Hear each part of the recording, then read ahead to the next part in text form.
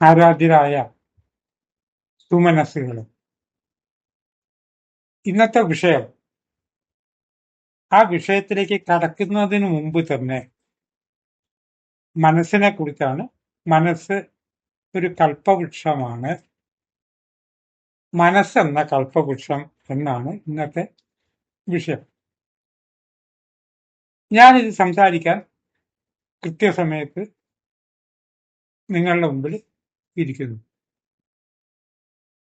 കുറച്ചു പേര് ഇത് കേട്ടുകൊണ്ടിരിക്കുകയും ചെയ്യുന്നുണ്ട്. സാധാരണഗതിയിൽ പറയുമ്പോൾ, സംസാരിക്കുമ്പോൾ നമ്മൾ സുഹൃത്തുക്കളുടെ നിർബന്ധം മൂലം എന്നൊക്കെ പറയാറുണ്ടെങ്കിലും യഥാർത്ഥത്തിൽ ഇത് തീരുമാനിച്ചത് ഞാൻ തന്നെയാണല്ലോ. അങ്ങനെയാണെങ്കിൽ ഇത് കേൾക്കുന്നത് എന്തെല്ലാം തൽക്കാലം ന്യായം പറഞ്ഞിരുന്നാലും അവര് കേൾക്കണമെന്ന് തോന്നിയത് കൊണ്ടാണ് കേൾക്കുന്നത്. അങ്ങനെയാണെങ്കിൽ നമ്മുടെ ജീവിതത്തിനെ മുഴുവൻ കൂടെ എടുക്കുക. നമ്മുടെ ജീവിതം മുഴുവൻ എടുത്താൽ നാം സങ്കല്പിക്കുന്നതാണ് പ്രാവർത്തികമാകുന്നത്. ഏത് കാര്യം എടുത്തോളൂ, ആരുടെ കാര്യവും. ഇത് പറയുമ്പോ പെട്ടെന്ന് തോന്നാം, അയ്യോ നിങ്ങൾ പറഞ്ഞ് ശരിയല്ല, ഞാൻ ഇങ്ങനെയൊന്നല്ല വിചാരിച്ചത്. കുറച്ചുകൂടി ആഴത്തിൽ ചിന്തിക്കണം. ഒരു കാര്യം പറയുമ്പോൾ ഇങ്ങനെയൊന്നല്ല, ഞാനത് വിചാരിക്കുകയും ചെയ്തിട്ടില്ല. നല്ലതുപോലെ ആഴത്തിൽ ചിന്തിക്കണം. കമ്പനിയിൽ എല്ലാവരും ഉച്ചയ്ക്ക് ഊണ് കഴിക്കാൻ വന്നിരിക്കുമ്പോൾ ഒരു ഉദ്യോഗസ്ഥൻ ചോറ്റുപാത്രം തുറന്നിട്ടുണ്ട്. അയ്യേ, ഇന്നത്തെ സാമ്പാർ ഒട്ടും നന്നായിട്ടില്ല, ഉപ്പേരി നന്നായിട്ടില്ല. ഇതിലത്തെ ഓരോന്നിനും കമ്പർന്നുകൊണ്ടിരിക്കും. എന്ത് സാമ്പാർ, എന്ത് മെഴുക്ക് വരട്ടി. അപ്പൊ ഈ പെറുപെറുക്കല് ബാക്കിയുള്ളവരൊക്കെ തന്നെ കേൾക്കുന്നുണ്ട്. ഒരു ദിവസം വിദ്യാർത്ഥി ഊടെ കഴിഞ്ഞിരിക്കുമ്പോൾ ഏറ്റവും അടുത്തൊരു സുഹൃത്ത് ചോദിച്ചു, ദിവസേന ഇങ്ങനെ പറയുന്നുണ്ടല്ലോ ഉണ്ടാക്കിയത് മോശം, ഇതാരാണ് കുക്ക് ചെയ്യണത് എന്ന് ചോദിച്ചു. അപ്പൊ അദ്ദേഹം പറഞ്ഞ മറുപടി നമ്മളൊക്കെ ശ്രദ്ധിക്കേണ്ട ഒരു മറുപടിയാണ് പറഞ്ഞത്. കുക്ക് ചെയ്യുന്നത് ഞാൻ തന്നെ. നമ്മുടെ ജീവിതത്തിനെ കുക്ക് ചെയ്ത് ഇങ്ങനെ ആക്കിയത് നാം തന്നെ. ഇത് എല്ലാവർക്കും ബാധകമാണ്. ആരൊക്കെങ്കിലും ഇത് ബാധകമല്ല എന്ന് തോന്നുകയാണെങ്കിൽ കൂടുതൽ ആഴത്തിൽ ചിന്തിക്കുക എന്നാണ് ഞാൻ പറയുന്നത്. എന്റെ ജീവിതത്തിലെ ഇങ്ങനെ ആക്കി തീർത്ത് ഞാൻ തന്നെ. ചെറുപ്പം മുഴുക്കെ സാഹിത്യത്തിൽ വാസന ഉണ്ടായിരുന്നു. പക്ഷെ അച്ഛനമ്മമാര്, അച്ഛൻ പട്ടാമ്പി ഹൈസ്കൂളിൽ അധ്യാപകനായിരുന്നു, പ്രഭാകരമാണ്.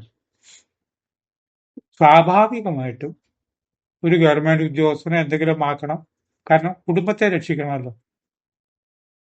അങ്ങനെ വിചാരിച്ചതിൽ തെറ്റില്ല. എനിക്കും ഒരു ജോലി കിട്ടിയില്ലെങ്കിൽ നിവൃത്തിയില്ല എന്നൊരു സ്ഥിതിവിശേഷമാണ്. പക്ഷെ തുടർന്ന് എന്റെ യഥാർത്ഥ വാസന എഴുത്തുകാരനാവാനായിരുന്നു, ഗ്രന്ഥരചയിതാവാനായിരുന്നു, സിനിമാ കഥയും നോവലും എഴുതാനായിരുന്നു.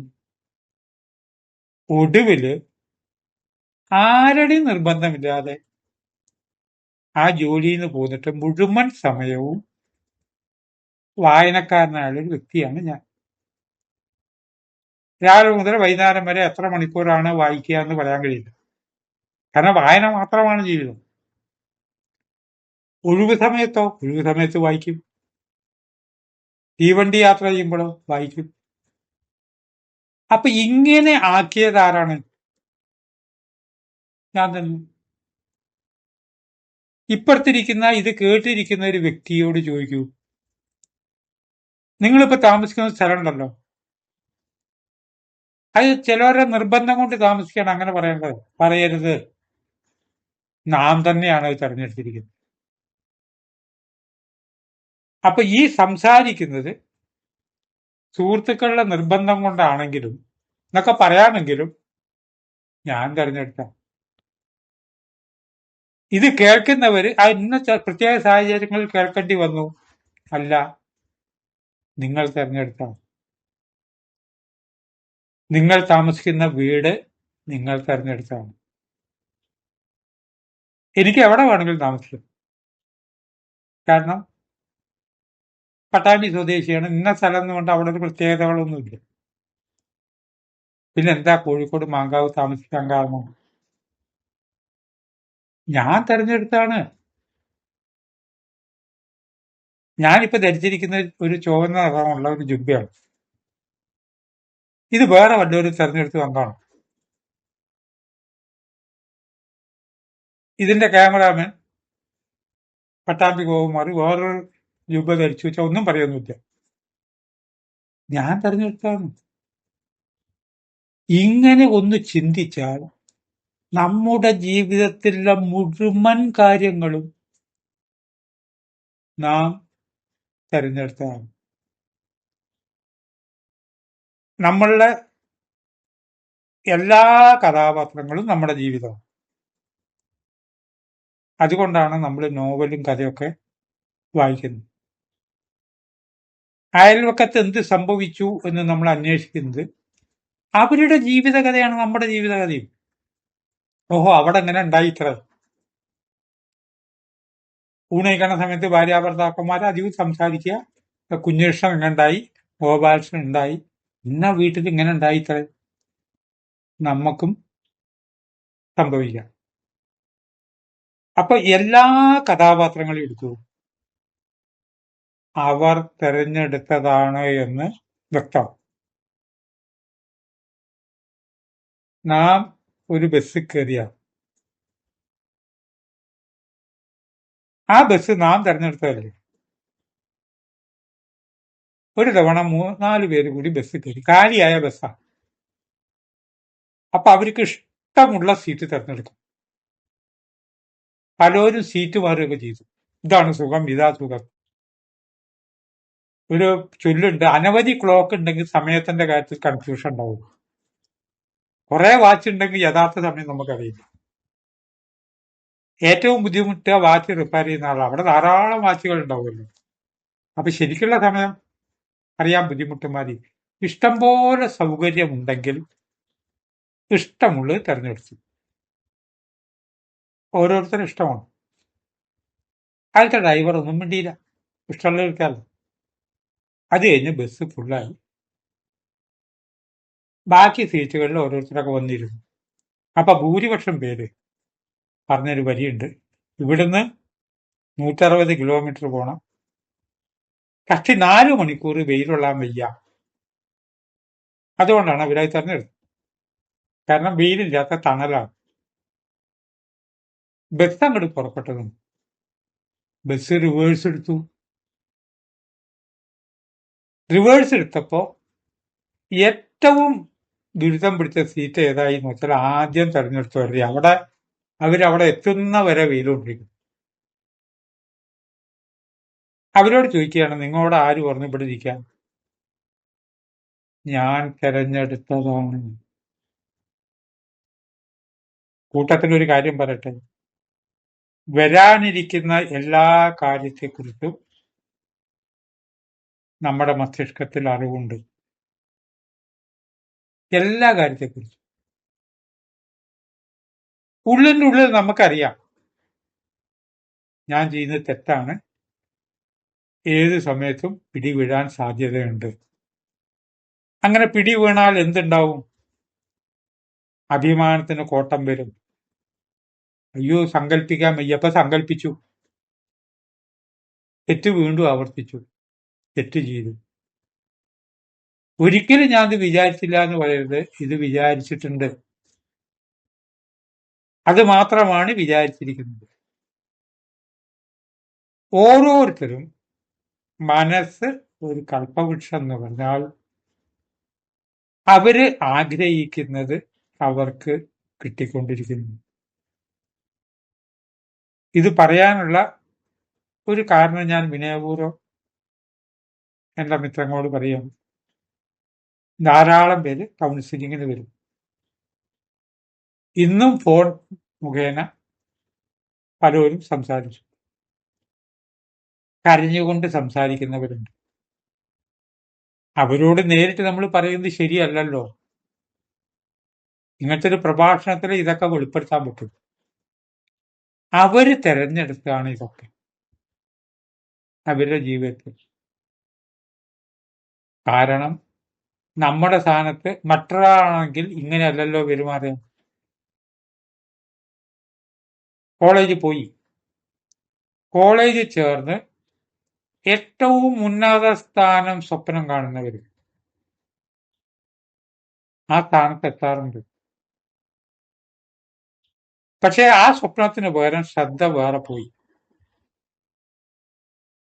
ഈ കാര്യത്തിലേക്കല്ല ശ്രദ്ധ. അവർ ആ സ്ഥാനത്ത് എത്തില്ല. അവര് വിചാരിച്ച സ്ഥാനത്താണ് അവര് എത്തുക. ടിക്കറ്റ് ബുക്ക് ചെയ്ത് 6 മാസം മുമ്പ് ബുക്ക് ചെയ്ത്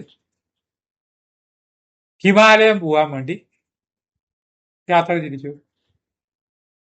100 പേരുണ്ട് സംഘത്തിൽ. അങ്ങനെ ബസ് ആളറിയാത്ത ഒരു ട്രെയിൻ ആളറിയാത്ത ഒരു സ്റ്റേഷനിൽ വന്നു. അപ്പൊ പുറത്ത് ഒരു സംഭവം നടക്കുന്നു. 2 പേര് എന്താ നമുക്ക് നോക്കാം പ്ലാറ്റ്ഫോമിലേക്ക് ഇറങ്ങി. ആ സംഭവത്തിൽ ഇടപെട്ടു. ആ സംഭവത്തിൽ ഇടപെട്ടപ്പോ എന്ത് സംഭവിച്ചു വെച്ചാൽ തീവണ്ടി കൃത്യം കിട്ടും.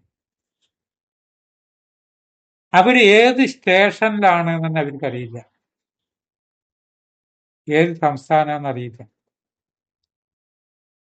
ആ സംഘത്തിൽ ഞാനും ഉണ്ടായിരുന്നു. ഞാൻ പ്രഭാഷണം നടത്തിക്കൊണ്ടിരിക്കുകയായിരുന്നു ട്രെയിനിൽ. അവരെന്നിട്ട് എന്ത് ചെയ്തു? രണ്ടാളുണ്ടായോണ്ട് രക്ഷപ്പെട്ടു. കാരണം ശ്രദ്ധ പോയി വേറൊരു കാര്യത്തിലേക്ക്. ഈ അവരിത് ആഗ്രഹിച്ചാണ്. അതിന്ന് ഇറങ്ങുമ്പോ തന്നെ ചിന്തിക്കേണ്ടതാണ്. ഇതിപ്പോ അവരുടെ ശ്രദ്ധ വേറെ പോയി. ഏതാ സംസ്ഥാനം എന്ന് വരെ അറിയില്ല, മലയാള ഭാഷയാണെന്ന് അറിഞ്ഞപ്പോ അവിടുത്തെ ഏതോ ഒരു MLA ആരോ മലയാളം അറിയുന്ന ആൾ അദ്ദേഹത്തെ പരിചയപ്പെടുത്തി തരാമെന്ന് ഇവരോ ആരോ പറഞ്ഞു. അങ്ങനെ ഇനിയിപ്പോ ആ റൂട്ടിൽ ട്രെയിനേ ഇല്ല. ഇനി 10 ദിവസം കഴിയണം ആ റൂട്ടിലുള്ള ട്രെയിന്. അവരുടെ രീതിയെ മാറി. അങ്ങനെ വരുമ്പോൾ നാം മെഡിറ്റേറ്റ് ചെയ്യുന്നു. ഈ ഭൂമിയിൽ മെഡിറ്റേറ്റ് ചെയ്യാത്ത ആരും ഇല്ല.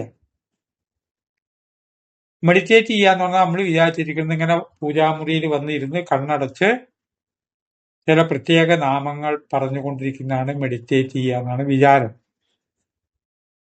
അത് മെഡിറ്റേഷനാണ്. പക്ഷെ മാഷ് പാടെടുക്കുമ്പോൾ മെഡിറ്റേറ്റ് ചെയ്യുന്നത് ആ വിഷയമാവില്ല. നമ്മൾ പറയാറില്ലേ, ചിലവരെ വിളിക്കും അയാൾ ഒരു കാമുകനാണ് എന്ന് പറഞ്ഞാൽ എന്താ അർത്ഥം? ഒരു മനുഷ്യൻ ഒരു കാമുകൻ അങ്ങനെ ഉണ്ടോ? മെഡിറ്റേറ്റ് ചെയ്യുന്നത് കാമുകിയെ കുറിച്ചാണ്. അയാളൊരു കഥ എഴുത്തുകാരനാണ്. അപ്പൊ അതിന്റെ അർത്ഥം എന്താ? അയാൾ ഏതിനും കഥ കാണുകയാണ് ചെയ്യുന്നത്. അയാളുടെ മെഡിറ്റേഷൻ എതിരാണ്. ഒരു കാര്യം കിട്ടിയാൽ അതിനെ വളച്ചൊടിച്ച് ഒരു സബ്ജക്റ്റാക്കി മാറ്റും. അങ്ങനെ വരുമ്പോൾ ഫലം വരെ ജീവിതത്തിൽ പറയാൻ കഴിയുന്ന ഒരു ശാസ്ത്രമുണ്ട്, നിമിത്ത ശാസ്ത്രം എന്ന് പറയും. കുറച്ചൊക്കെ അത് പഠിക്കാനായിട്ട് ഞാൻ ജീവിതം മാറ്റിവെച്ചിട്ടുണ്ട്. ഒരാളായിട്ട് ഒരു 5 മിനിറ്റ് സംസാരിക്കുമ്പോഴേ അയാളുടെ ജീവിതം മുഴുവൻ നമുക്ക് പറയാൻ കഴിയും. 5 മിനിറ്റ് ഏതെങ്കിലും ഒരു വിഷയത്തെക്കുറിച്ച്. ഇന്നതാവണമെന്നൊന്നുമില്ല.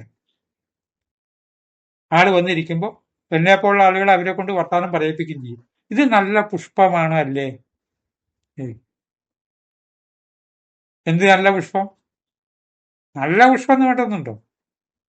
ഇത് കംപ്ലീറ്റ് വിഷത്തിന് മുക്കി വരികയല്ലോ. ഇത് വിഷത്തിൽ മുക്കിയതാണ്. അല്ല, പിന്നെ ഇത് മണത്ത് കഴിഞ്ഞിട്ടുണ്ടെങ്കിൽ അവന് ഇന്ന സൂക്കട് തീർച്ചേ. അയാൾ ഇപ്പം മെഡിറ്റേറ്റ് ചെയ്ത് അതിലാണ്. നടന്നു പോകുമ്പോ ചിലവര് അവിടെ നായ ഉണ്ടാവും. നായ എന്നുള്ള വിഷയമാണ് പറയുക. നായ എന്നുള്ള വിഷയത്തെക്കുറിച്ച് പറഞ്ഞ് അവിടെ നായ വരികയും ചെയ്യും, നായ അവരെ കടിക്കുകയും ചെയ്യും. ഒരു തവണ വയനാട്ടിലേക്ക് ബസ് പോവുക. എത്രയോ കൊല്ലം മുമ്പാണ്. സൈഡ് സീറ്റിൽ ഒരു ഉത്തരവാദിത്തപ്പെട്ട ഒരു ഉദ്യോഗസ്ഥൻ ഇരിക്കുന്നുണ്ട്. ബസ് കയറുമ്പോ തന്നെ എന്നോട് ചോദിച്ചു, അല്ല ബസ് കയറിയ ഛർദി ഉണ്ടോ? ഞാൻ പണ്ടെന്നോ ചെറുപ്പത്തിൽ ബസ് കയറി ഛർദിച്ചിട്ടുണ്ട്. പിന്നെ ബസ് യാത്ര ധാരാളമായപ്പോ ഛർദിയില്ല. ആ ചോദിക്കുന്നത് ഇയാളുടെ ശബ്ദം കുറച്ച് ഉച്ചത്തിലാണ്. എന്നോട് ചോദിക്കുന്നത് ബസ്സിലുള്ളവരൊക്കെ കേൾക്കുന്നു. ഏതായിരുന്നാലും ശരി, അയാൾ പറഞ്ഞു എനിക്ക് ഛർദിയൊന്നും ഇല്ല, പക്ഷെ ഛർദിക്കണവരെ കണ്ടാക്കി ഛർദി വരും. അയാൾ പറയുന്നു. അത് കഴിഞ്ഞ് മുമ്പിലത്തെ സീറ്റില് ഒരു അച്ഛനും അമ്മയും കുട്ടിയും കൂടി ഉണ്ട്. ഇത് ഞാൻ ചോദ്യം തുടങ്ങി, അല്ല കുട്ടി ഛർദിക്കോ? ചുരം കയറാനാണ്, താമരശ്ശേരി ചുരം കയറുമ്പോ ആരും ഛർദിക്കും. ഇദ്ദേഹം ബസിന്റെ സൈഡ് സീറ്റിലായിരിക്കണം, ഞാൻ എന്റെ ഇപ്പുറത്തെ സീറ്റിലാണ് അദ്ദേഹം ഇരിക്കുന്നത്.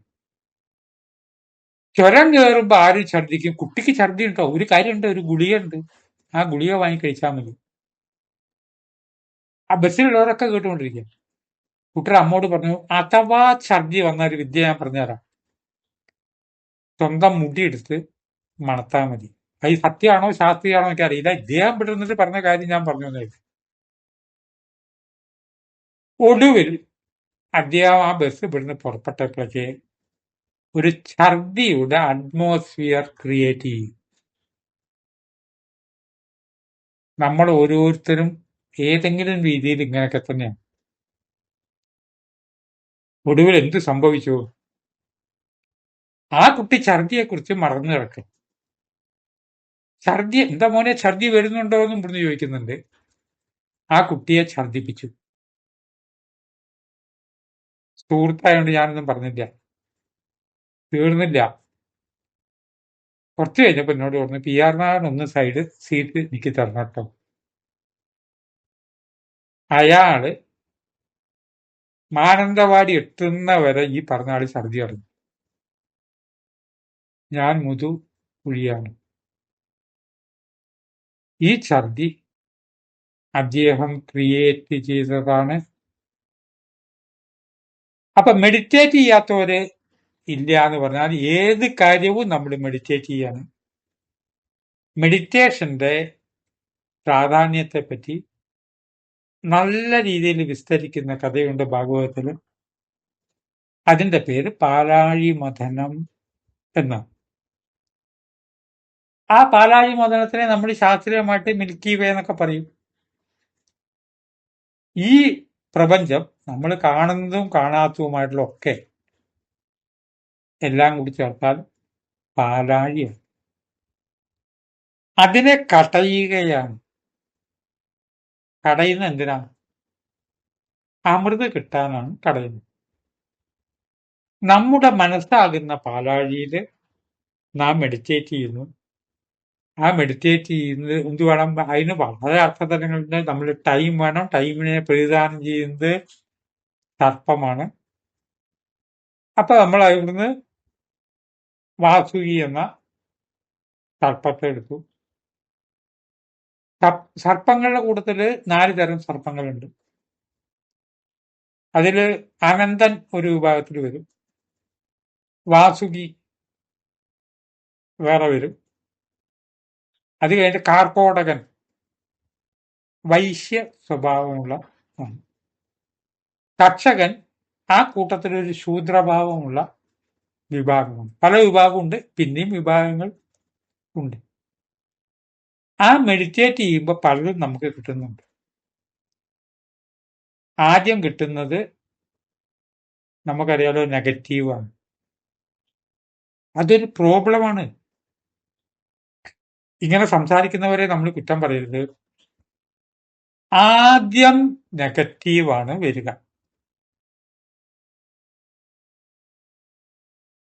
ഞാനിപ്പോ ഉദാഹരണമായിട്ടൊരു കാര്യം ശ്രോതാക്കളോട് പറയും.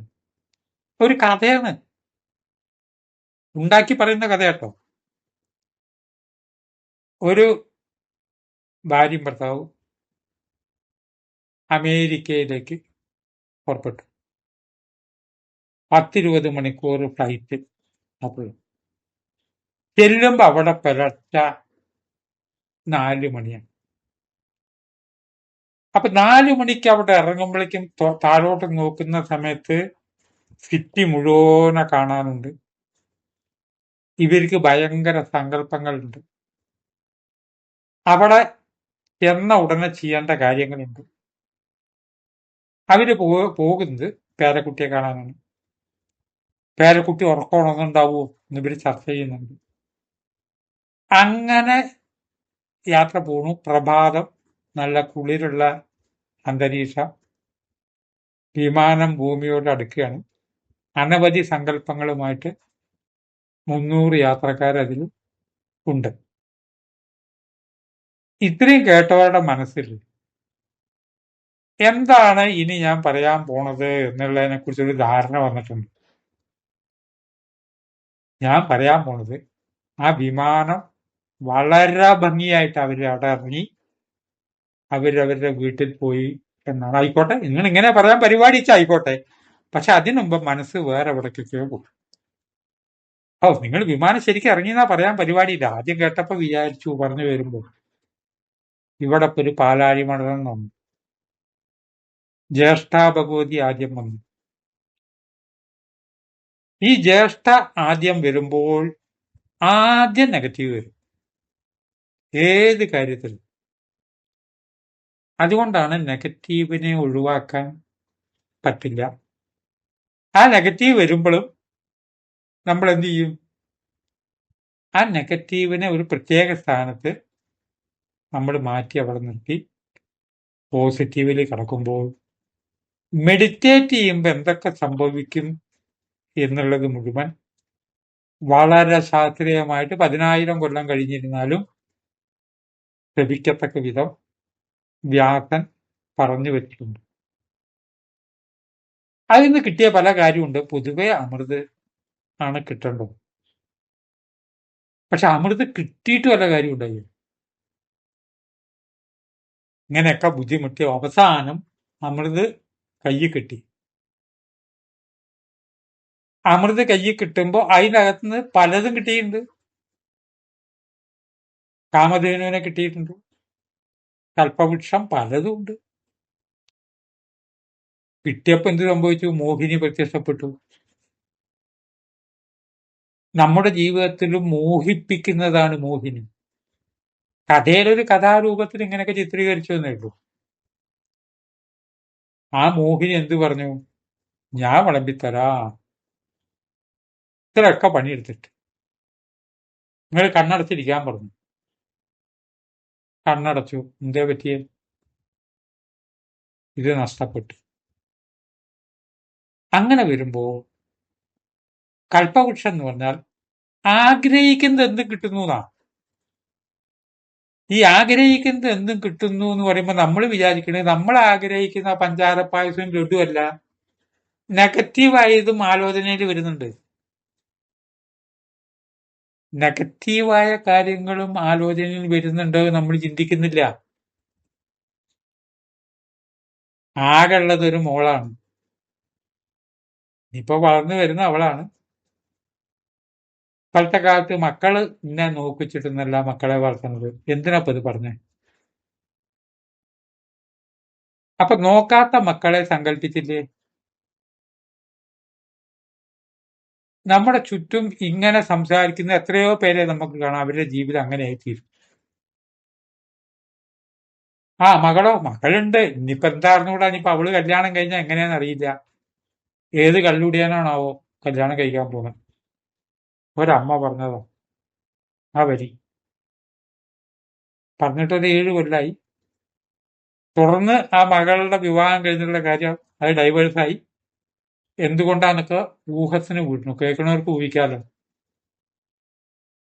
അമ്മ സങ്കല്പിച്ചാണ് നടന്നത്. അങ്ങനെ വരുമ്പോൾ എല്ലാവർക്കും വേണ്ടാത്ത സങ്കല്പങ്ങൾ വേണം. വയസ്സുകാലാണ് വരുന്നത്, വയ്യാതെ കിടക്കും, മക്കളെ വിശ്വസിക്കാൻ പറ്റില്ല, അപ്പുറത്തെ സ്വത്ത് മക്കളുടെ പേരിൽ എഴുതി കൊടുത്തു, മക്കളൊക്കെ വഞ്ചിച്ചു. ഇപ്പോഴത്തെ കാലത്ത് ഇപ്പോഴത്തെ ഈ ചെറുപ്പക്കാരെ ചിരിയും കളിയൊന്നും വിശ്വസിക്കണ്ട. അതുകൊണ്ട് ഞാൻ മക്കളെ പോലും അറിയാതെ ഞാൻ ഇന്നോടത്തിൽ ഒരു എസ്റ്റേറ്റ് വാങ്ങിയിട്ടുണ്ട്. ഇവരുടെ ആ എസ്റ്റേറ്റ് കൊണ്ട് യാതൊരു ഗുണമില്ലാതെ പോകുന്നു. നമ്മൾ ഉണ്ടാക്കി വെച്ച ഒന്നിനും ഒരർത്ഥമില്ലാതെ പോകുന്നത് ഈ അർത്ഥമില്ലായ്മയും നാം സങ്കല്പിച്ചുകൊണ്ട്. അപ്പൊ ചോദിച്ചതൊക്കെ കിട്ടുന്ന ഒരു കൽപ്പവൃക്ഷം കൂടെ ഉണ്ട് നമുക്ക്. ആദ്യമേ ഞാൻ ആ പരീക്ഷ ഉണ്ടോ പാസ്സാവാൻ പോണു? എന്റെ സൂക്കടുണ്ടോ മാറാൻ പോണു? ഇത് മാറാത്ത അസുഖമാണ്. തമാശയ്ക്ക് ഞാൻ പറയാറുണ്ട്, ഒരു 10 മനഃശാസ്ത്ര ലേഖനം വായിച്ചാൽ, ഞാൻ പിന്നെ ബാക്കി എല്ലാ പുസ്തകവും വായിക്കുന്ന സ്വഭാവം ഉള്ളത് കൊണ്ട് എല്ലാം നിർത്തിപ്പിടിച്ച് വായിക്കാറുണ്ട്. 10 മനഃശാസ്ത്ര പുസ്തകം വായിച്ചാൽ സംശയിക്കേണ്ട, ലക്ഷണം അനുസരിച്ച് നമുക്ക് ഭ്രാന്തുണ്ടോ എന്ന് തോന്നും. കാരണം പല കാര്യവും നെഗറ്റീവുകൾ പഠിക്കാറുണ്ട്. മെഡിക്കൽ കോളേജിലൊക്കെ ഈ രോഗങ്ങളെ കുറിച്ച് പഠിക്കുന്നത് 3-ാമത്തെ കൊല്ലം. അത് പഠിക്കുമ്പോ ഈ സൂക്കടൊക്കെ നിൽക്കുന്നുണ്ടല്ലോ, 3rd ഇയർ സിൻഡ്രോം എന്നൊക്കെയാണ് അതിനെ പറയുന്നത്. നിക്ക സൂക്കടുണ്ടല്ലോ. ഉച്ചയ്ക്കൊരു തളർച്ച തോന്നാറുണ്ടോ? ഉച്ചയ്ക്ക് തളർച്ച തോന്നാത്ത ഒരാളുണ്ട്. കുറച്ച് നടക്കുമ്പോ കാലൊന്ന് കുഴച്ചിലുണ്ടോ? ചെക്കപ്പ് ചെയ്യണട്ടോ. പ്രഷറാണ്. മനുഷ്യ ശരീരം എന്ന് പറഞ്ഞാൽ ഒരു യന്ത്രമുണ്ട്. നമ്മൾ ഉപയോഗിക്കുന്ന ഒരു വാഹനമല്ലേ നമ്മുടെ ശരീരം.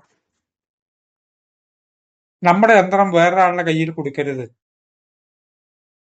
നാം ഓടിക്കുന്ന സ്കൂട്ടർ വേറൊരാളുടെ കയ്യിൽ കൊടുത്ത ആ സ്കൂട്ടറിന്റെ സകല കാര്യങ്ങളും നിമ്നോന്നതകളും നമുക്കറിയാം.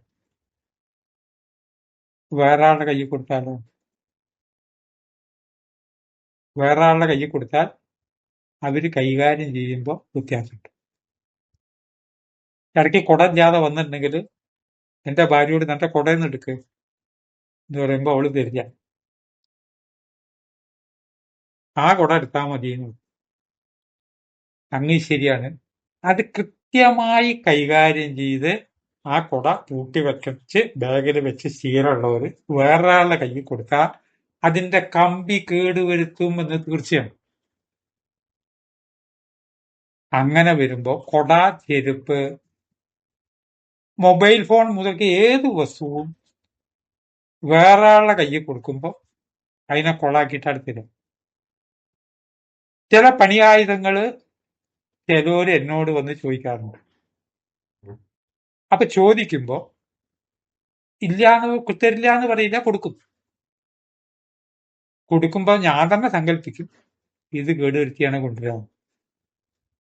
2 കാരണം, സങ്കല്പം ആദ്യം വന്നല്ലോ, അത് കൊണ്ടുവന്നാൽ പിന്നെ അത് ഉപയോഗശൂന്യമായിട്ടുണ്ടാവും. ഇതുപോലെ നമുക്ക് ഏറ്റവും അറിയാവുന്ന നമ്മുടെ ശരീരത്തെ ഇപ്പോ കൈകാര്യം ചെയ്യുന്ന മറ്റുള്ളവർ എന്ന് പറഞ്ഞാൽ മരുന്നിന്റെ കാര്യത്തിലും ഔഷധത്തിന്റെ കാര്യത്തിലും ആയുസിന്റെ കാര്യത്തിലും നമുക്ക് നിർദ്ദേശം തരുന്നത് ഇപ്പോഴത്തെ ചില മരുന്ന് കമ്പനിക്കാരും ആളുകളും ആണ്. ഗർഭിണിയായി മാരകമായ അസുഖമാണെന്ന് പഠിപ്പിച്ചു. പണ്ടിങ്ങനെ ഉണ്ടായിരുന്നില്ല. 12ഉം 13ഉം പ്രസവം ഉണ്ടായപ്പോ ഗർഭം അസുഖമായിരുന്നില്ല. അതിന്റെ കുറവുണ്ട്, ഇതിന്റെ കുറവുണ്ട്, അയേണിന്റെ കുറവുണ്ടാവും. ഒടുവില് പ്രസവം വരെയും പീഡിപ്പിക്കുന്നു, അത് കഴിഞ്ഞാലും പീഡിപ്പിക്കുന്നു. ഇതൊക്കെ മനസ്സിനെ സ്വാധീനിക്കും. അങ്ങനെ വരുമ്പോ ഇതൊന്നും വേണ്ട എന്നല്ല, ഈ തത്വം അറിഞ്ഞുകൊണ്ട് നാം ജീവിക്കണം. ഇപ്പോഴത്തെ കാലത്ത് നെഗറ്റീവായിട്ടുള്ള പലതും നമുക്ക് കേൾക്കേണ്ടി വരും. ചില കാര്യങ്ങൾക്ക് പ്രതിരോധ ശക്തി കിട്ടാൻ ഇത് കേട്ടോണ്ട് ഗുണമുണ്ട്, കാരണം നമുക്കത് സംഭവിക്കരുതല്ലോ. പക്ഷെ ആ സങ്കല്പത്തിന്റെ ശക്തി കൂടുതലായി കഴിഞ്ഞാൽ, ആ ശക്തി അങ്ങോട്ട് കൂടുതലായി കഴിഞ്ഞാൽ നമ്മൾ അതിനെ ആകർഷിച്ച് വരുത്തലാവും ഫലം. ഒരു കഥാപാത്രത്തെ കുറിച്ച് പറയാം. സദാ സംശയം. അതെന്താ അങ്ങനെ? അതിങ്ങനെയാണല്ലോ. രോഗങ്ങളിൽ വെച്ച് ഏറ്റവും വലിയ രോഗമാണ് സംശയരോഗം. ഇപ്പൊ സംശയത്തെക്കുറിച്ച് പറഞ്ഞുകൊണ്ട് ഞാൻ ഏറ്റവും വലിയ രോഗം എന്ന് പറഞ്ഞു. വേറെ രോഗത്തെ പറ്റി പറയുമ്പോൾ അതും പറഞ്ഞു എന്ന് വരാം. ഏത് സമയത്തും തനിക്ക് ആപത്ത് വരാം. ഇതിന്റെ പേരാണ് കംസൻ. കംസൻ എന്ന നാമത്തിന്റെ അർത്ഥം തന്നെ ആവും. അവർക്ക് ഇങ്ങനെ അശരീരി ഉണ്ടായിക്കൊണ്ടിരിക്കും. ശരീരമില്ല, അവരുടെ കാതില് അത് അബദ്ധമാണല്ലോ, ഇത് അബദ്ധമാണല്ലോ, എനിക്കിങ്ങനെ അബദ്ധം പറ്റുമല്ലോ. കംസൻ 8ാമത്തെ പുത്രൻ എന്നെ വധിക്കുമല്ലോ. ഇതൊക്കെ ഉപബോധ മനസ്സ് പറയുന്നതിന്റെ പേരാണ് അശരീരി. അല്ലാതെ ഒരാളിങ്ങനെ വിളിച്ചിട്ട് ഫോണിൽ കൂടെ പറയുന്നത്.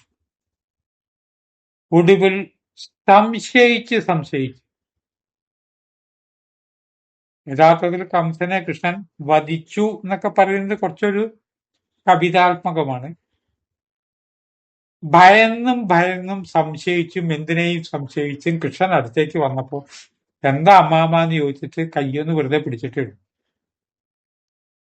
അതിനൊരു ചമൽക്കാരത്തിൽ നമ്മൾ പറയുമ്പോൾ അതിനിപ്പോ ഞാനും തിരക്കഥ എഴുതുകയാണെങ്കിൽ അതിനൊരു യുദ്ധമാക്കി മാറ്റും. സംശയ രോഗികൾ സംശയിച്ച് ജീവിതത്തിനെ നശിപ്പിക്കും.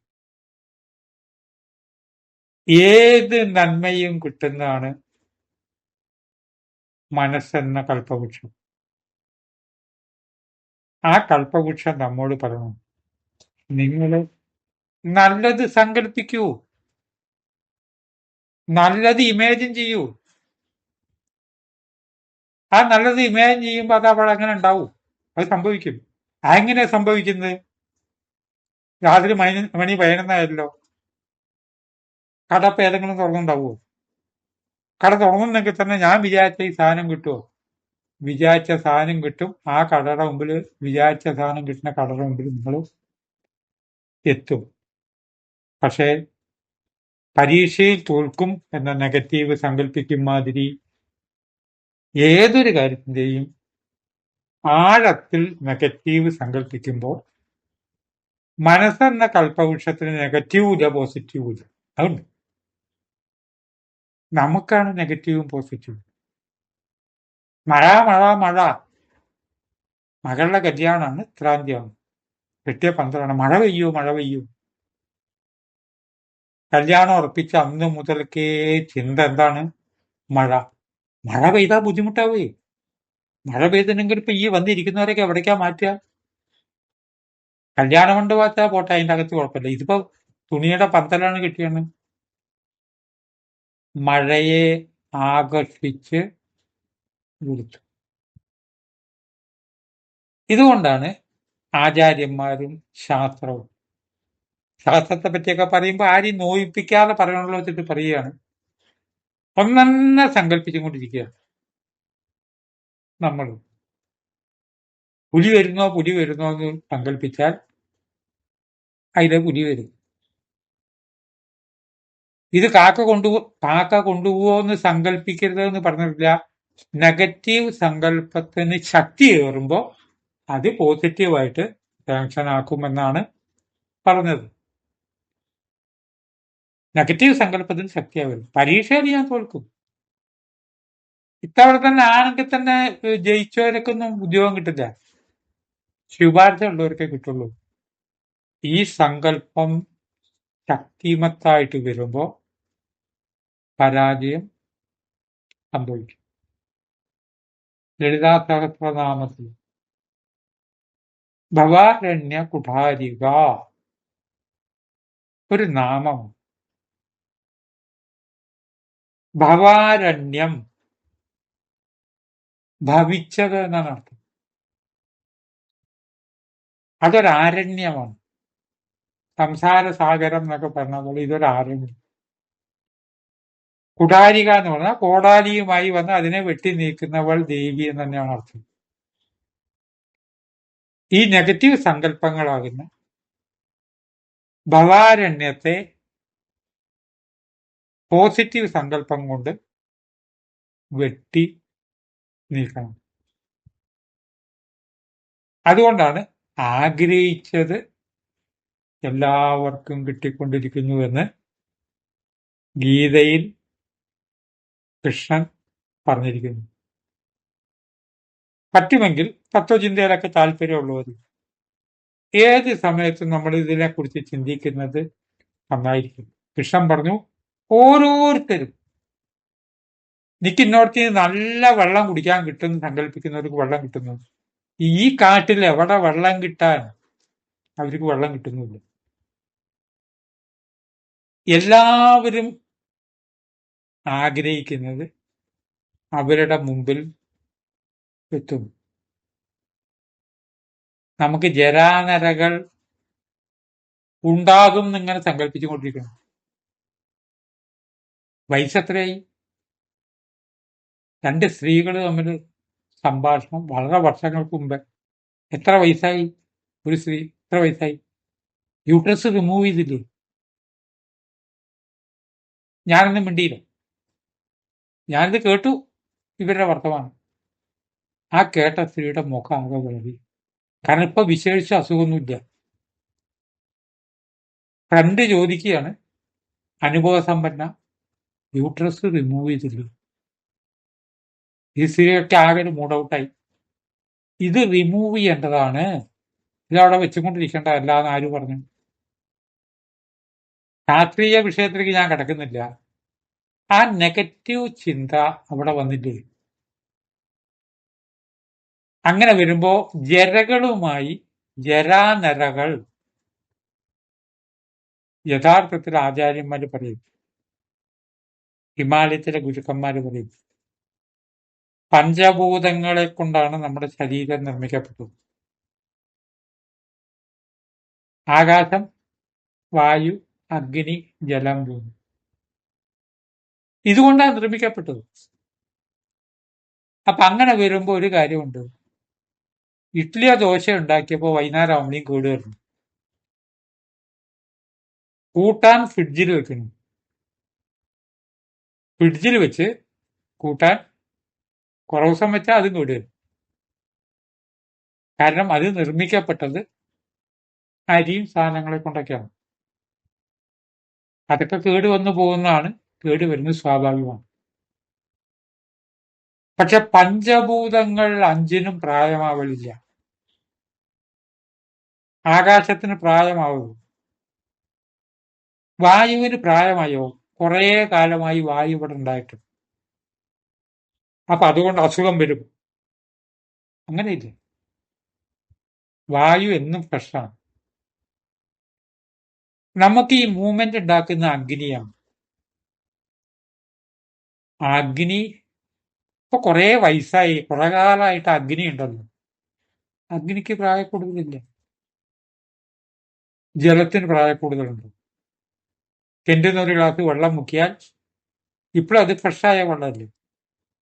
ഭൂമിക്ക് ഒട്ട് പ്രായമായല്ലോ, വൃദ്ധയായല്ലോ, വൃദ്ധനായോ, ഭൂമിക്ക് ഘടകമല്ല. 5ഉം കൂടി ചേർത്തുണ്ടാക്കിയ നമുക്ക് ജരാനരകൾ വരുന്നതിന്റെ കാരണം വരെ ഋഷിമാര് പറഞ്ഞത് മനസ്സ് ജലയുമായി സന്ധി ചെയ്തു എന്നതും. എത്ര കൊല്ലായോ? വർഷം എത്ര കഴിഞ്ഞു? ആ പ്രായം എത്രയായി? നിങ്ങളെ കൂടെ ഉള്ളവരൊക്കെ പോയല്ലോ, ഒരാളെ ബാക്കിയുള്ളൂ. എന്തുണ്ടായി? ജരയുമായി സന്ധി. ഈ ജരയുമായി സന്ധി ചെയ്ത ആളെ നമുക്ക് ജരാസന്ധൻ എന്ന് വിളിക്കാം. അതുമായിട്ട് സന്ധി ചെയ്യാണ് ജരാസന്ധൻ. ആ ജരാസന്ധൻ കൃഷ്ണനെ നേരെ യുദ്ധത്തിന് വന്നു. ജരാസന്ധന്റെ കഥ വായിക്കുമ്പോൾ അറിയാം, പുള്ളിക്ക് ആരുടെങ്കിലും കൈകൊണ്ട് മരിച്ചേ പറ്റൂ എന്നുള്ള നിർബന്ധം. ചിലവർക്ക് ഇതെല്ലാം നിർബന്ധം ഉണ്ടാവുമല്ലോ. കൃഷ്ണൻ 4 തവണ പേടിച്ചോടി. കൃഷ്ണൻ പേടിച്ചോടിയതല്ല, കാരണം ജരയുമായി സന്ധി ചെയ്താണ്. നമ്മളിലെ ജരാസന്ധനെ നാം നിഗ്രഹിക്കണം എന്ന് പറഞ്ഞാൽ, ജരാനരകളുമായി സന്ധി ചെയ്ത നമ്മളുടെ പേഴ്സണാലിറ്റിയെ നമ്മൾ നിഗ്രഹിക്കണം. നിഗ്രഹിക്കാൻ ഏറ്റവും വേണ്ടത് വായുവിന്റെ പുത്രനായിട്ടുള്ള ഭീമസേനൻ. ശ്വാസഭുക്തി നിയന്ത്രിക്കൂ, യോഗ ചെയ്യുക, യോഗ ചെയ്യൂ, ടെൻഷൻ അടിക്കരുത്. ടെൻഷൻ വില കൊടുത്ത് ഇങ്ങോട്ട് വാങ്ങണ്ട. മനുഷ്യ ജീവിതമാകുമ്പോൾ ടെൻഷനൊക്കെ കുറച്ച് വരും.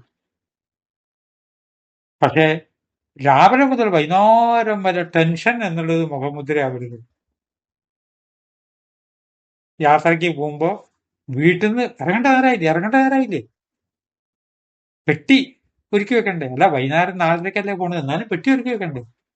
റെയിൽവേ സ്റ്റേഷനിൽ 1 മണിക്കൂർ മുമ്പ് എത്തിയിട്ട് വണ്ടി എത്തിയോ? വണ്ടി എപ്പോ വരും? വണ്ടി യഥാർത്ഥത്തിൽ ഷെഡ്യൂൾ ടൈം ആയിട്ടില്ല. അതിനു മുമ്പ് തന്നെ അവിടെ ടെൻഷൻ അടിക്കാൻ തുടങ്ങും. ജരാസന്ധന് വലിയ ടെൻഷനായിരുന്നു. ഒടുവിൽ ഭീമസേനായിട്ട് എങ്ങനെയാണ് ഉണ്ടായത് യുദ്ധം? കൃഷ്ണനും ഭീമസേനും വേട്ടന്മാർ ചെന്നു യുദ്ധത്തിന് ക്ഷണിച്ചു. അപ്പൊ വലിയ ഇഷ്ടം. അപ്പൊ ആരായിട്ടാണ് യുദ്ധം ചെയ്യണത്? ഒന്ന് കൃഷ്ണനാണ് എന്ന് പറഞ്ഞു. എന്നെ കണ്ട് പേടിച്ചു ഓടുന്ന ആളുമായിട്ട് വേണ്ട, വിലല്ല. അപ്പൊ ആരാവട്ടെ, ഭീമസേനായിട്ടാവാം. അപ്പോഴേ നമുക്കൊരു വെയിറ്റ് ഉള്ളൂ. അത് മരണത്തിൽ കലാശിച്ചു എന്നുള്ളതിന് അനവധി മീനിങ്ങുകളുണ്ട്. നമ്മുടെ അകത്തുള്ള ജരാസന്ധനെ കുറിച്ച് ഞാൻ പറഞ്ഞു. ഭാരതത്തിലെ ജരാസന്ധൻ വേറെ. ഈ സന്ധി ചെയ്ത ഈ അംശം എന്ന് പറയുന്നത് ഏതൊന്നുമായി സങ്കല്പിക്കുന്നു. നമ്മുടെ ജീവിതത്തിൽ സങ്കല്പിച്ചതൊക്കെ അങ്ങോട്ട് തരും. എല്ലാം. മൂകാംബിയിൽ നിന്ന് ഒരു 40 വർഷം മുമ്പേ ബസ്സിൽ വരുമ്പോൾ ബസ് ഒരു സ്റ്റോപ്പിൽ നിന്നു. അപ്പോ 10 വയസ്സായ ഒരു കുട്ടി 3 വയസ്സായ ഒരു കുട്ടിയെ ഒക്കത്ത് വെച്ചുകൊണ്ട് ഇങ്ങനെ കൈ നീട്ടുക. ആ ഒക്കത്തിരിക്കുന്ന കുട്ടി കരയുന്നുണ്ട്. ആ കരയുന്ന കുട്ടിയുടെ കരച്ചിൽ എങ്ങനെ നിൽക്കും? തിന്നാൻ കൊടുക്കാനൊന്നുമില്ല. ബസ് അധിക നേരം അവിടെ നിൽക്കുകയില്ല കേട്ടോ. ബസ്സിലുള്ള യാത്രക്കാർ കാരുണ്യമുള്ളവരാണ്. ഇതിനൊരു പരിസമാപ്തി ഉണ്ടാവില്ലേ? കുട്ടി ഇങ്ങനെ കരഞ്ഞുകൊണ്ടേ ഇരിക്കില്ലല്ലോ. പെട്ടെന്ന് കൺമുന്നിൽ ഒരു പഴുത്ത മാങ്ങയുടെ വീണു. അതിന്റെ മുകളിൽ മാവ് ഉണ്ടാവുമായിരിക്കും. ഈ 10 വയസ്സായ കുട്ടി ആ മാങ്ങ എടുത്ത് ഈ കുട്ടിയുടെ കയ്യിലാ കൊടുത്തു. കരത്തിലു. ഏതൊന്ന് ആഗ്രഹിക്കുന്നതും നമുക്ക് കിട്ടിക്കൊണ്ടിരിക്കുന്ന നമ്മുടെ മനസ്സിൽ പോസിറ്റീവ് ചിന്തകൾക്ക് പ്രാധാന്യം കൊടുക്കുക. നെഗറ്റീവ് വരും. കാരണം മഴ പെയ്താൽ ബുദ്ധിമുട്ടല്ലേ, അവിടെ ഒരു കുട കരുതുന്ന അബദ്ധമൊന്നുമല്ല. കുട കരുതുന്നല്ലേ. കല്യാണത്തിന് മഴ പെയ്താലോ? മഴ പെയ്താൽ കറണ്ട് പോയാൽ കുറച്ച് മണ്ണെണ്ണ വാങ്ങി ശേഖരിക്കുന്ന അബദ്ധമില്ല. പക്ഷെ കറണ്ട് പോകുക എന്നുള്ളവർക്ക് മാത്രം ചിന്തിക്കുകയും പരീക്ഷയിൽ തോൽക്കുക എന്ന കാര്യത്തെക്കുറിച്ച് ചിന്തിക്കുകയും ചെയ്യുമ്പോൾ എന്ത് സംഭവിക്കുന്നു എന്ന് വെച്ചാൽ സങ്കല്പിക്കുന്നത് കിട്ടുന്നു. മനസ്സ് എന്ന കൽപ്പവൃക്ഷം സങ്കല്പിക്കുന്നത് കൊടുത്തുകൊണ്ടേയിരിക്കുന്നു. പുരാണ കഥാപാത്രങ്ങളൊക്കെ സങ്കല്പിക്കുന്നത് സാധിക്കുമ്പോ കൃഷ്ണൻ പറയുന്നു അവര് സങ്കല്പിക്കുന്നത് അതാണ്, സങ്കല്പമാണ് സാധിപ്പിച്ച് കൊടുക്കുന്നത്. ഇതുകൊണ്ടാണ് ആയുരാരോഗ്യ സൗഖ്യത്തെക്കുറിച്ച് സങ്കല്പിക്കുന്നത് താനെ വന്നു ചേരുന്ന ഒരു ശാസ്ത്രമുണ്ട്. അൽഫ മൈൻഡ് പവർ എന്നാണ്. ഞാനത് കേരളത്തിൽ പ്രാക്ടീസ് ചെയ്യുന്ന ഒരു വ്യക്തിയാണ്. ജനങ്ങളുടെ ഇടയിൽ അങ്ങനെ സാർവത്രികമായിട്ടില്ല. ഇതിനെപ്പറ്റിയൊക്കെ അറിയേണ്ട ആളുകളും ഇതിനെക്കുറിച്ച് പഠിക്കുന്ന ആളുകളും ജീവിതത്തിൽ നിരീക്ഷണം നമുക്കുണ്ടാവണം. നമ്മൾ പറഞ്ഞുതരാം, കുട്ടി പാത്രം ചില്ല് ഗ്ലാസ് എടുത്ത് പോകുമ്പോൾ അച്ഛൻ പറയില്ലേ ഇനി അതവിടെ കൊണ്ടുപോയിട്ട് ഉടച്ചോന്ന്. ഇപ്പൊ എന്തേ പറഞ്ഞത്? ഇനി അത് അവിടെ കൊണ്ടുപോയിട്ട് ഉടച്ചോ, അങ്ങനെയല്ലേ? ഇനി ആ വാതിലങ്ങോട്ട് തുറന്നിട്ടില്ല, നല്ല പട്ടിയും പൂച്ചയും കയറട്ടെ. ഇപ്പൊ ഇവിടെ പറഞ്ഞത് തന്നെ നെഗറ്റീവാ.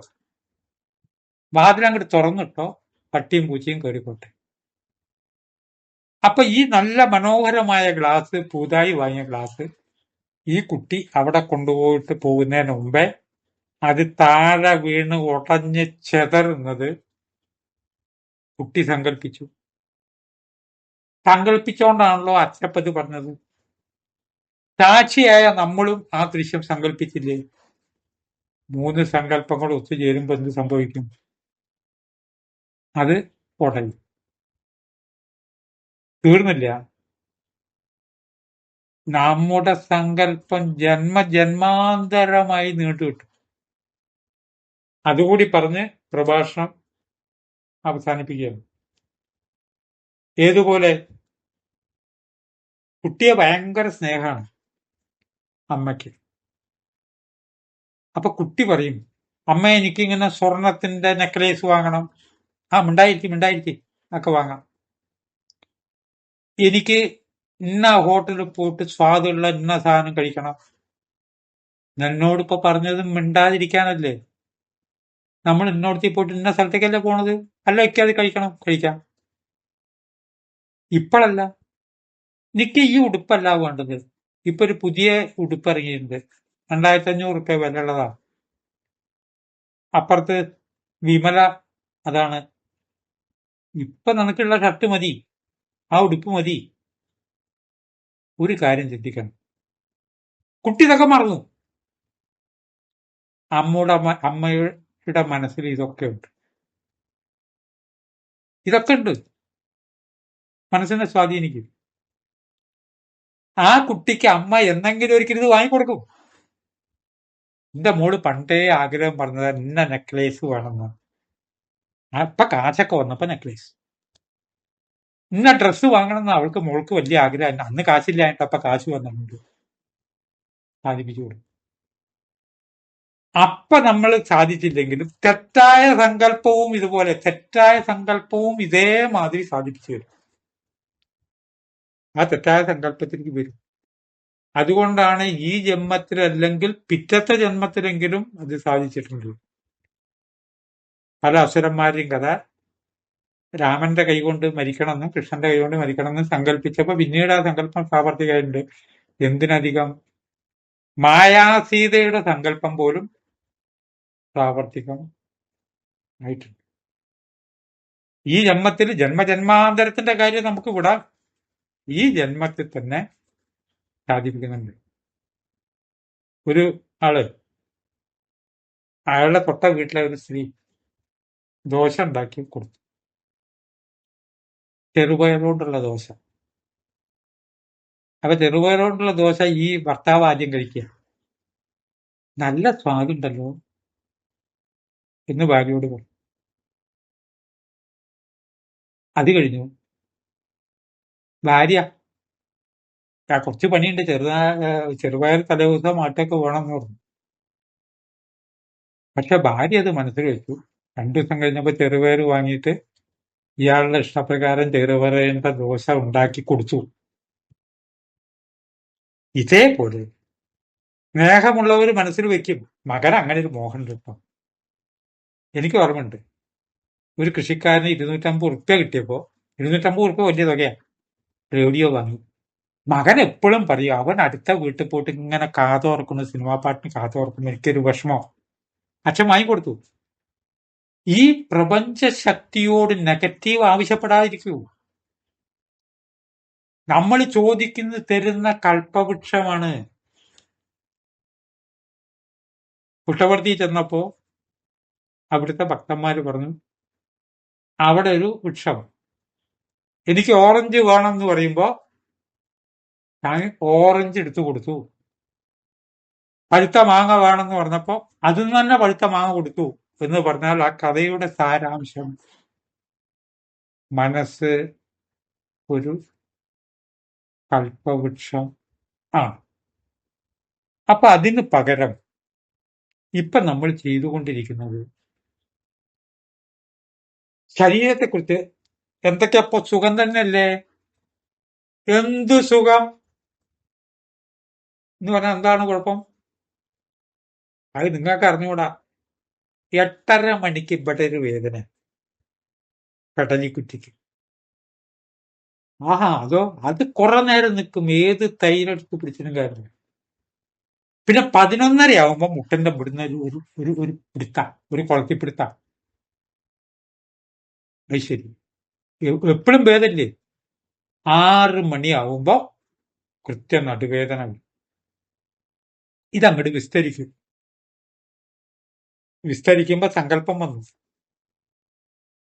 ബയോ ക്ലോക്ക് എന്ന് പറയും. രാവിലെ 5 മണിക്ക് എണീക്കണം എന്ന് ബയോ ക്ലോക്കിനോട് പറഞ്ഞാൽ നമ്മൾ ആ സമയത്ത് ഉറക്കം എണീക്കല്ലോ. കാരണം അത്ര പ്രധാനപ്പെട്ട കാര്യമാണ്. ഇത് സങ്കല്പിച്ചു, ആ പറഞ്ഞ സമയത്ത് കഴുത്തുവേദനയും വരും, ടൈമിൽ ഒട്ടും മാറ്റാതെ എവിടുന്ന ഈ മുട്ടുവേദന വരുന്ന അറിയില്ല, നടുവേദനയും വരും. അതുകൊണ്ടാണ് പലയിടത്തിനും രോഗമുള്ളവരോട് ഞാൻ തന്നെ വിനയപൂർവ്വം പറയും, രോഗത്തെക്കുറിച്ച് ഒന്നും മിണ്ടിപ്പോകരുത് എന്നല്ല. ഒന്ന് പറയുമ്പോൾ അയ്യോ നെഗറ്റീവ് സങ്കല്പം വന്ന ഉടനായിട്ട് മാറ്റൂ.